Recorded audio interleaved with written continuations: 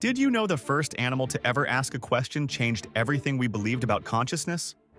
In 1977, an African gray parrot named Alex looked at researcher Irene Pepperberg and clearly said, "What color?" Scientists were stunned. Animals weren't supposed to think. They were just stimulus response machines. But Alex was different.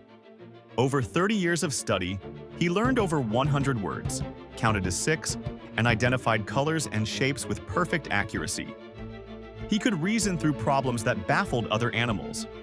The breakthrough moment came when Alex started saying, "I'm sorry," after giving wrong answers. He understood mistakes. He felt emotion. This wasn't just mimicking. This was real intelligence. In 2007, Alex died unexpectedly, but not before saying his final words to Pepperberg. "You be good. I love you." A simple parrot had proven that consciousness exists far beyond humans. Alex revolutionized animal psychology forever, showing the world that intelligence has no boundaries.